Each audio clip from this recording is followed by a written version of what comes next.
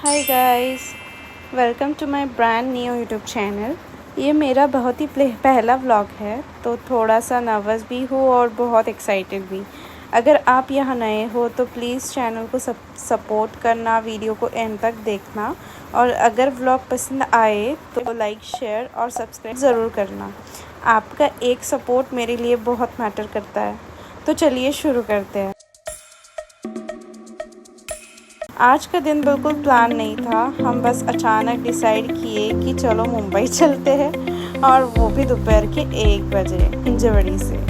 और अब मुंबई जाना ही था तो भला नया मुंबई पुणे एक्सप्रेस का मिसिंग लिंक कौन मिस करेगा।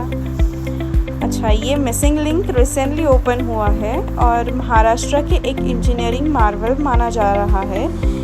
इस 13.3 किलोमीटर के रूट की वजह से मुंबई पुणे का सफ़र लगभग 20 से 30 मिनट कम हो जाता है। इसमें इंडिया का सबसे वाइड ट्विन टनल और टाइगर वैली के ऊपर बना एक अमेजिंग केबल स्टाइल ब्रिज भी है।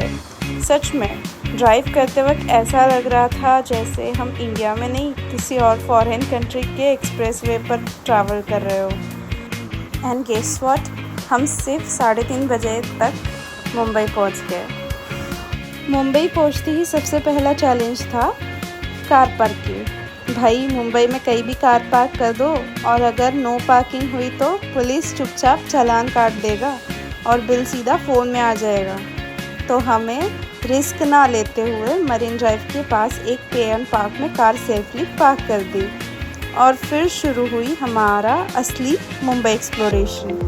सबसे पहले हम पैदल निकले कुछ टेस्टी खाने की तलाश में, और पहुंच गए CST स्टेशन साइड की खाऊ गली।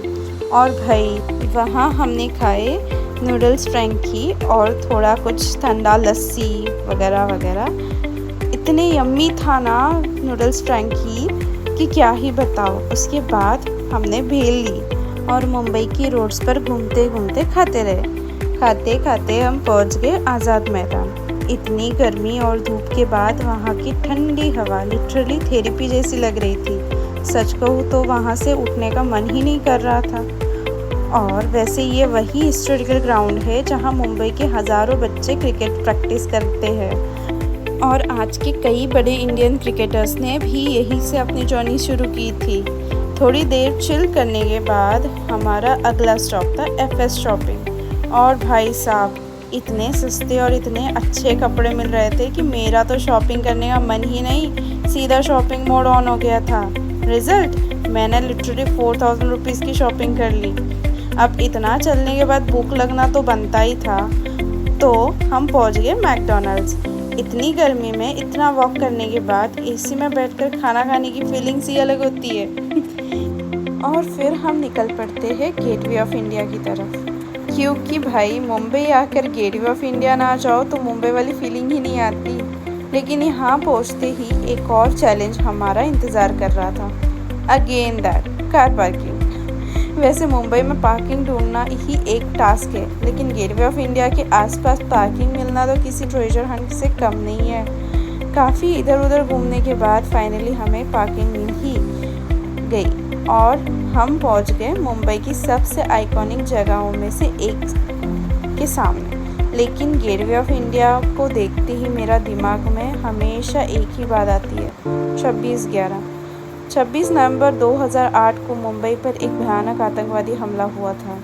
इसी गेटवे के बिल्कुल सामने मौजूद ताजमहल पैलेस होटल भी इस हमले का निशाना बना था। लगभग 60 घंटों तक चले इस हमले ने पूरे देश को हिलाकर रख दिया था।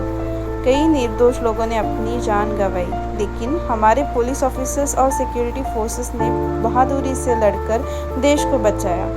आज भी ये जगह हमें उस सब हीरोज़ की याद दिलाती है जिन्होंने अपनी जान की परवाह किए बिना दूसरों की रक्षा की।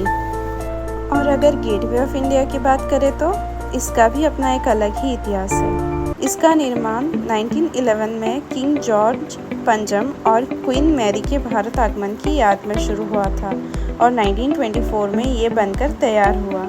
ये मुंबई की पहचान बन चुका है और हर साल लाखों लोगों से इसे देखने आते हैं। और फिर शुरू हुआ वो मोमेंट जिसका हमें बिल्कुल भी आइडिया नहीं था। गेटवे ऑफ इंडिया का लाइट एंड साउंड शो। हर रोज़ रात लगभग 8 बजे गेटवे ऑफ इंडिया पर ये खूबसूरत लाइट शो होता है। इस शो में गेटवे की ऐतिहासिक कहानी को रोशनी और म्यूज़िक के ज़रिए पेश किया जाता है। गेटवे के गेट पर पड़ती रंग बिरंगी रोशनी उससे और भी सुंदर बना देती है और उस नज़ारे को देखकर बस एक ही फीलिंग आती है, यार मुंबई सच में अलग है। हम भी कुछ देर वहीं खड़े होकर उस खूबसूरत नज़ारे को महसूस करते रहे, क्योंकि कुछ यादें कैमरा से ज़्यादा दिल में रिकॉर्ड होती है। और फिर बना एक और अनएक्सपेक्टेड प्लान, चलो वानखेड़े स्टेडियम चलते हैं। हमें डिस्ट्रिक्ट ऐप से टिकट्स बुक कर लिए, लेकिन ट्विस्ट तो अभी बाकी था। हमें गेट नंबर 5 तक पहुंचने में ही 15 to 20 मिनट्स लग गए और जब हम वहां पहुंचे तो गार्ड्स ने बोल दिया कि एंट्री क्लोज्ड है। अब हम शॉक हो गए, क्योंकि डिस्ट्रिक्ट ऐप पर कहीं भी गेट क्लोजिंग टाइमिंग या कोई रेस्ट्रिक्शन मेंशन ही नहीं था। ऊपर से गेट नंबर 1 पर उस वक्त अभी भी टिकट मिल रही थी और मैच की सेकेंड इनिंग जो थी वो अभी भी शुरू हुई थी। हमने बहुत पोलाइटली बात की, लेकिन कोई सुनने को तैयार ही नहीं था। फाइनली मैंने कैमरा रिकॉर्डिंग स्टार्ट की और डिस्ट्रिक्ट सपोर्ट पर कंप्लेंट रेज़ की, और शायद तब उन्हें लगा कि बात जेन्युइन है।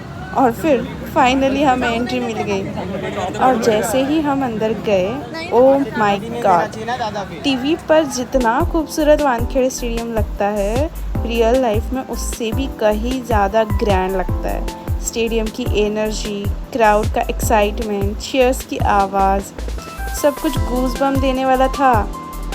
और जब पूरा स्टेडियम एक साथ चीयर करता है ना, उस फीलिंग को वर्ड्स में एक्सप्लेन करना मुश्किल है, बस एक्सपीरियंस किया जा सकता है। और फाइनली नॉर्थ मुंबई पैंथर्स ने मैच जीत लिया। मैच के बाद हमने सोचा चलो मरीन ड्राइव चलते। रात के लगभग 12 बजे तक हम मरीन ड्राइव पर बैठे रहे। ठंडी हवा, समुद्र की आवाज़ और वो सामने चमकती हुई मुंबई, सच में दिल को सुकून मिल गया। उसके बाद हम निकले मुंबई कोस्टल रोड पर एक नाइट राइड के लिए। और मुंबई के बारे में सुना था ना, ये शहर कभी सोता नहीं, और उस रात हमने ये बात सच लगने लगी। पूरी मुंबई सोने की तरह चमक रही थी। इतनी लग्जरियस कार देखने को मिली कि बस क्या ही बोलूँ। उसके बाद हम बैंड स्टैंड पहुँच गए।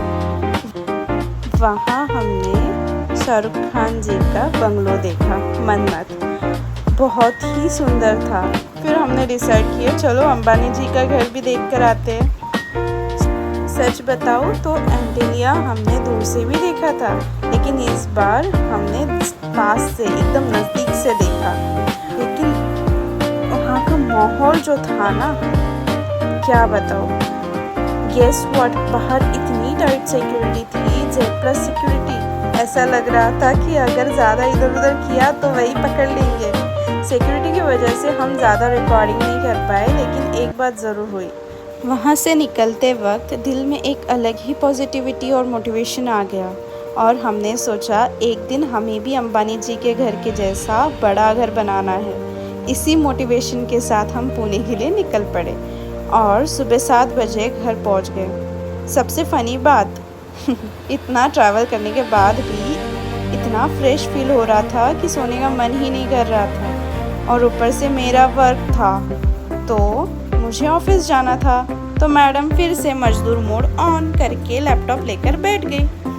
क्या करे, सपने भी तो पूरे करने हैं, पैसा भी तो कमाना है। पता नहीं हम कभी अंबानी जी का अर्निंग का 1% भी कमा पाएंगे या नहीं, लेकिन सपने देखने में क्या ही जाता है।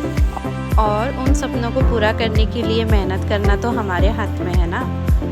अगर आपको हमारा ये पहला व्लॉग पसंद आया हो तो प्लीज़ लाइक, शेयर और सब्सक्राइब ज़रूर करना, और नए चैनल को अपना प्यार और सपोर्ट देना।